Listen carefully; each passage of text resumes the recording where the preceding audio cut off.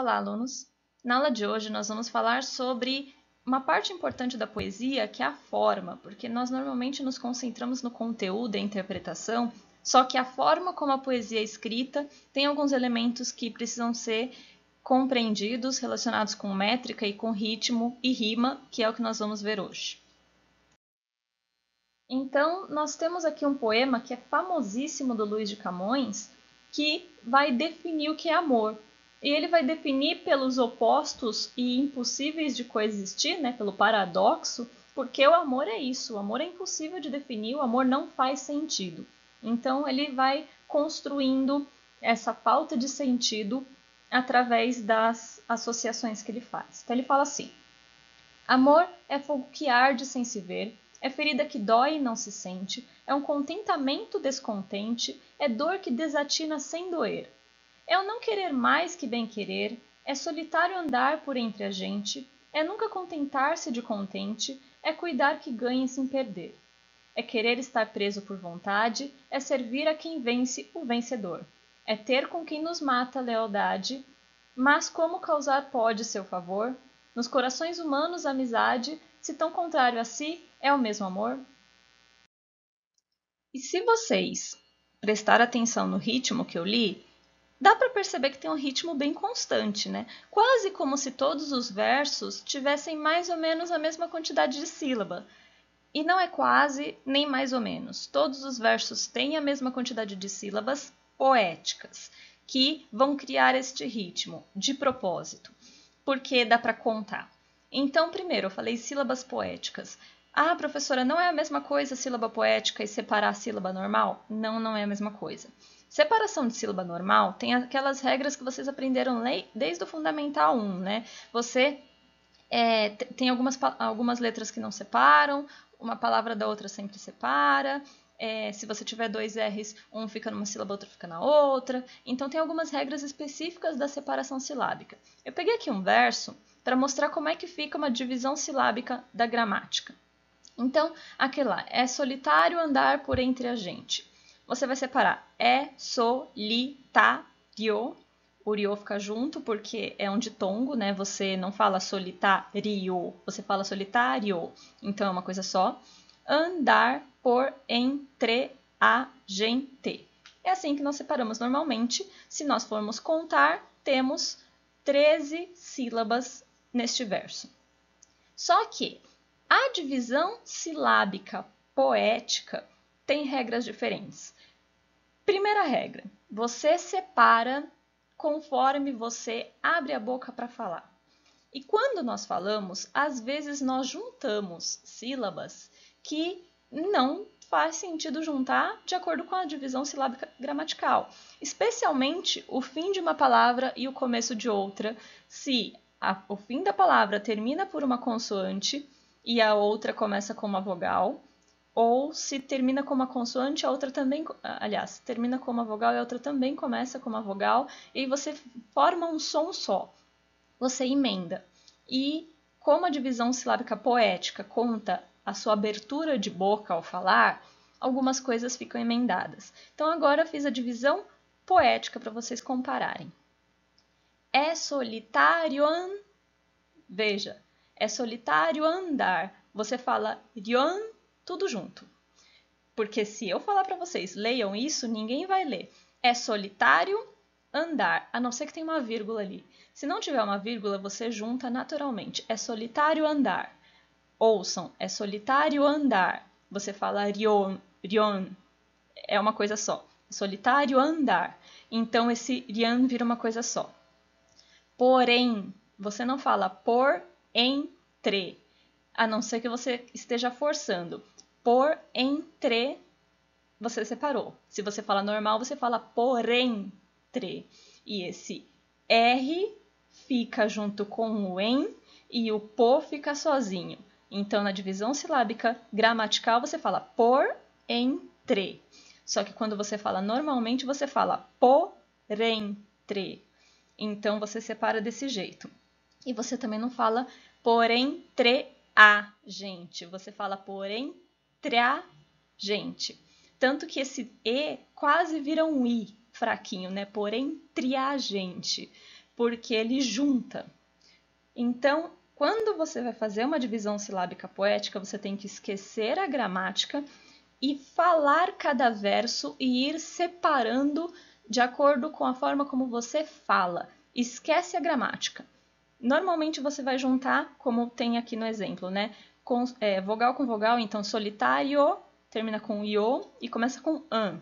Dá para juntar isso, solitário, andar. E quando, por exemplo, tem uma consoante no por e começa com um vogal no outro em, vai virar porém. Então o R junta com a próxima. Ou esse tre-a que vira treá. E a última coisa importante de falar de divisão silábica poética é que você só conta as sílabas até a última sílaba tônica do verso. O que é a sílaba tônica? É a sílaba forte. Então, você vai lá na última palavra e vê qual que é a sílaba mais forte dela. Gente. É o gen ou é o t? É o gen. Né? Você não fala gente, você fala gente. Então, você conta até o gen. Quantas sílabas eu tenho aqui? Eu tenho 10. Porque eu junto e eu conto até o gen. Agora eu estou afirmando para vocês. Todos os versos daquele poema, se você pegar qualquer um e fizer essa divisão silábica poética, todos eles têm 10. E é por isso que quando eu leio, parece que eles todos têm um ritmo constante, porque tem, de fato. Porque quando o Luís de Camões escreveu isso, ele ficou falando e ficou mudando e ficou pensando, essa palavra aqui não pode, essa palavra aqui tem que mudar, aqui não está encaixando, achei uma que encaixa. Então, metrificação é quando você faz essa escansão. Escansão é justamente fazer essas divisões que eu fiz aqui e depois contar. Então, é você fazer essas divisões de sílabas poéticas e ver quantas tem.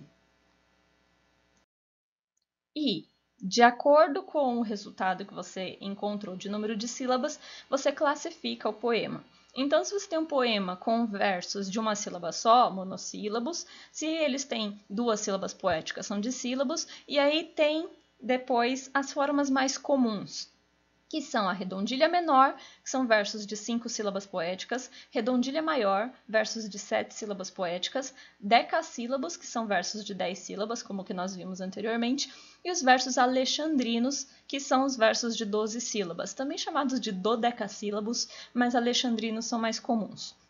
Esses termos são comuns, especialmente as redondilhas, decassílabo e alexandrino, porque por séculos fez-se poesia pensando nessas metrificações, porque fica sonoro. Sempre fazer poemas de 5 sílabas, sempre fazer poemas de 7 sílabas, sempre fazer poemas de 10 sílabas, de 12 sílabas, são as melhores sonoridades que você pode fazer.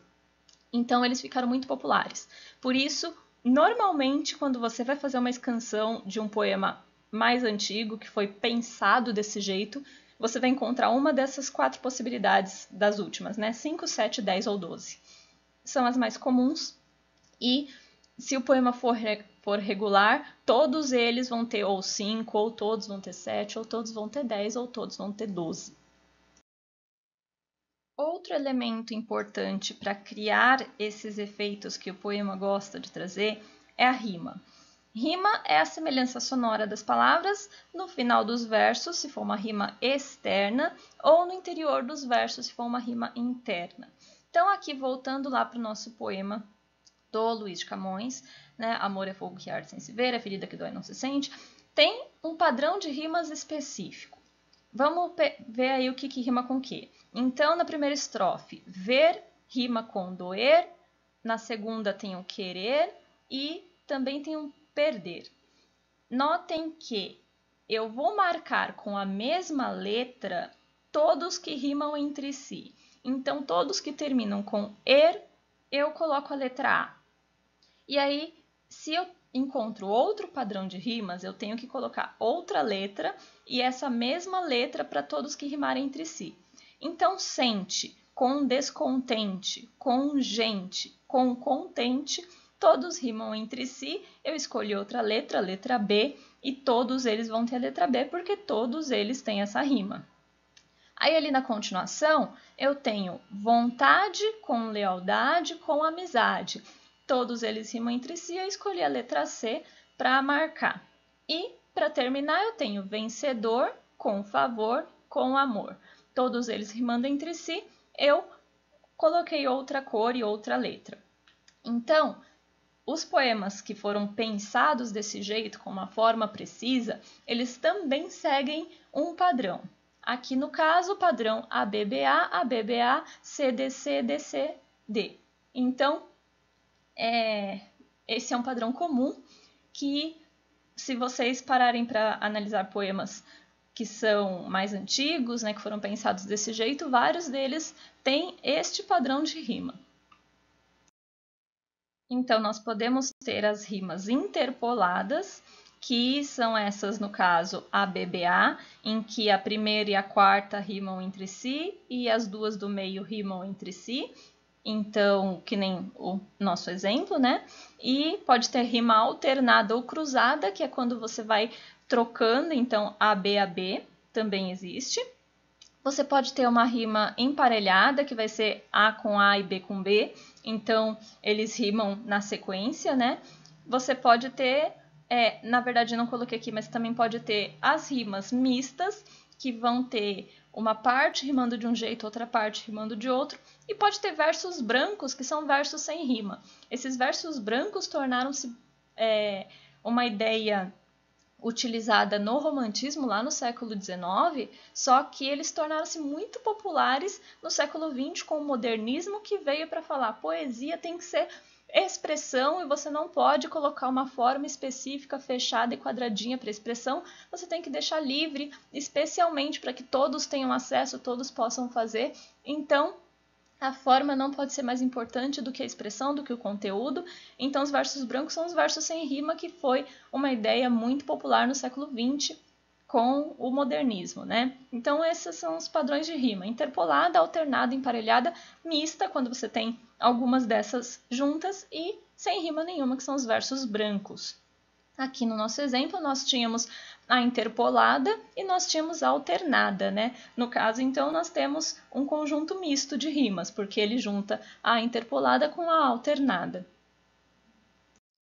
E além da métrica e da rima, outra coisa que dá ritmo para um poema é você sempre colocar a sílaba mais forte do verso na mesma posição.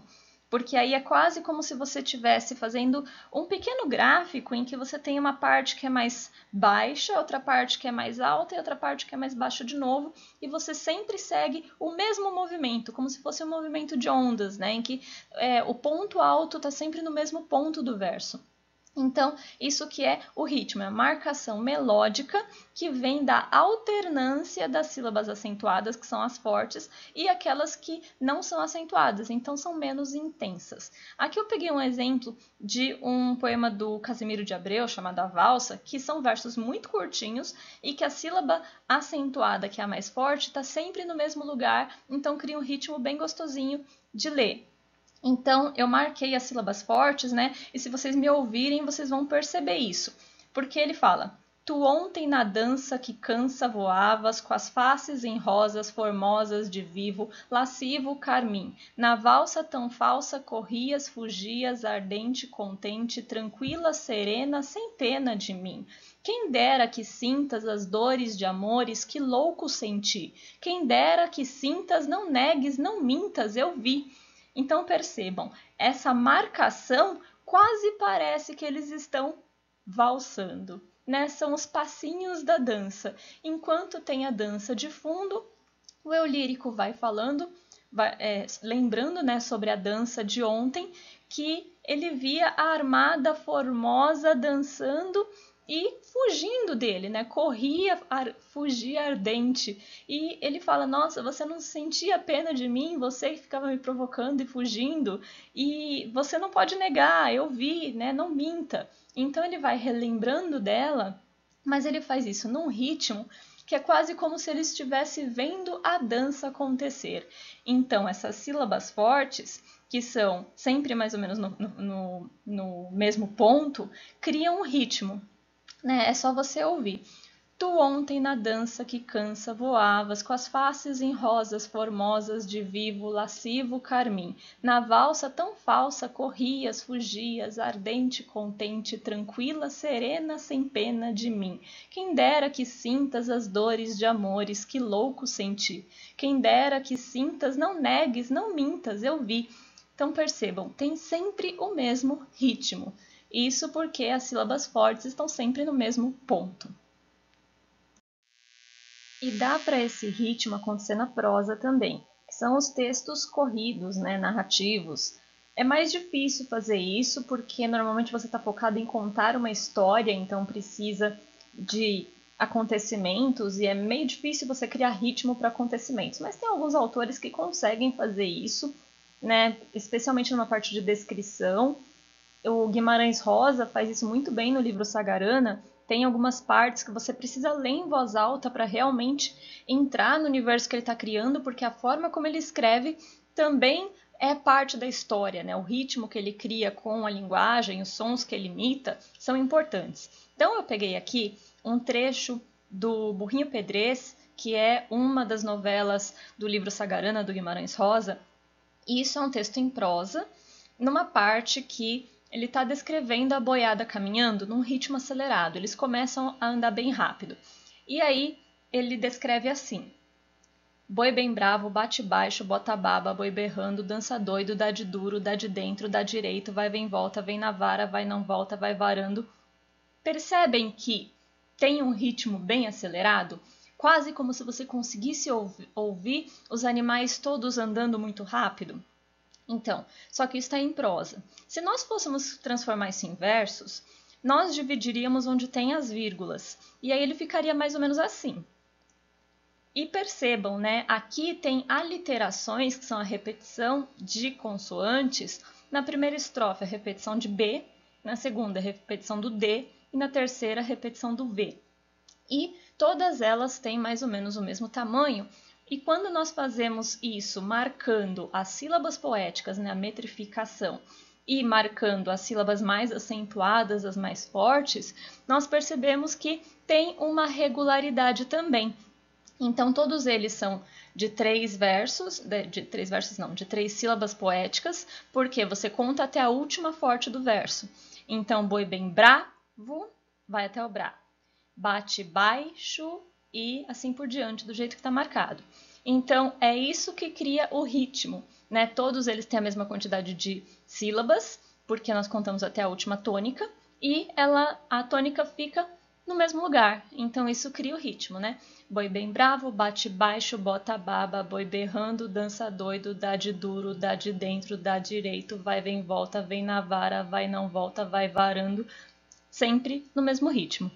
Então, é proposital dele escrever assim e são coisas que estão no meio de um texto em prosa, então pode acontecer também. Mas é mais normal na poesia, porque a poesia gosta de brincar mais com a linguagem, né?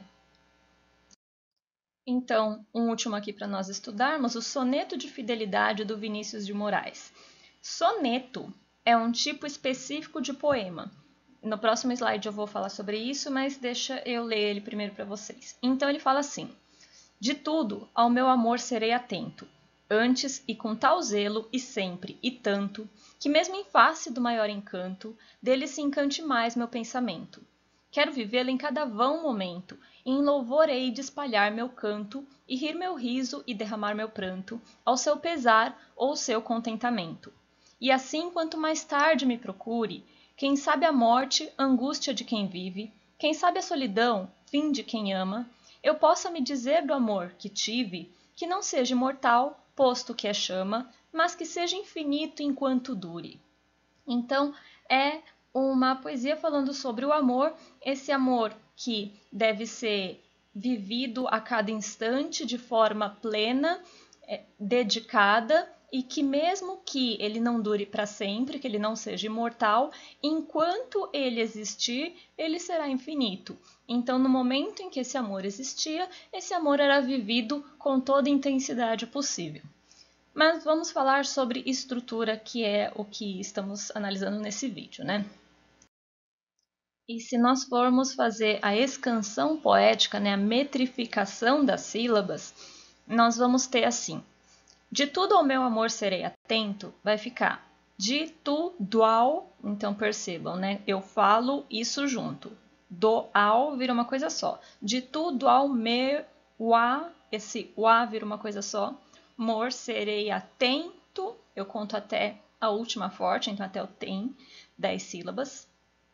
Antes e com tal zelo e sempre tanto, vira anteze, esse Z, né, que é o S do antes e o E junta, com tal zelo e também junta, sempre, então também junta ali, tanto, também vou ter 10 sílabas, porque vai até o tanto, que mesmo em face do maior encanto, então fica que mesmo em, então esse moem vira uma coisa só, face do maior em, o rem também vira uma coisa só, e a última, dele se encante mais meu pensamento, também vai ficar dele se encante mais meu pensamento, até o men.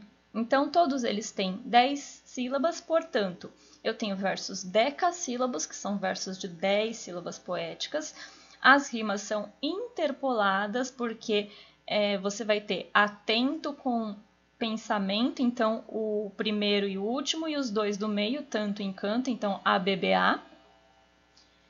É um soneto, porque eu falei para vocês, né? Tem o nome soneto, e o que são sonetos? São poemas com 14 versos. Aqui só tem os 4 primeiros, mas no anterior vocês viram, tinham 14 versos, e não são só 14 versos. Eles estão distribuídos em 4 estrofes, sendo que as 2 primeiras têm 4 versos cada e as 2 últimas têm 3. Então são 2 estrofes chamadas quartetos e 2 chamadas tercetos. São 2 quartetos e 2 tercetos, ou 4-4-3-3.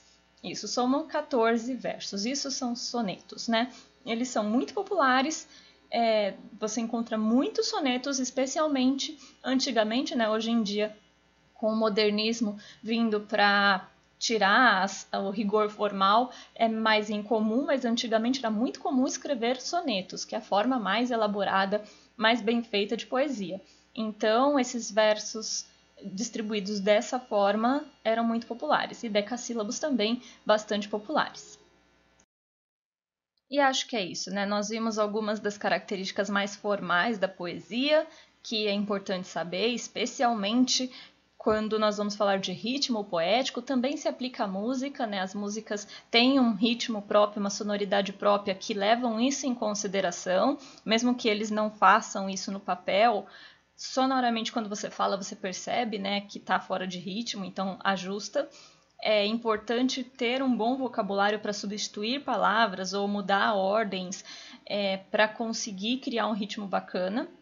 E espero que vocês tenham gostado dessa aula. Qualquer dúvida, postem nos comentários. Tchau, tchau!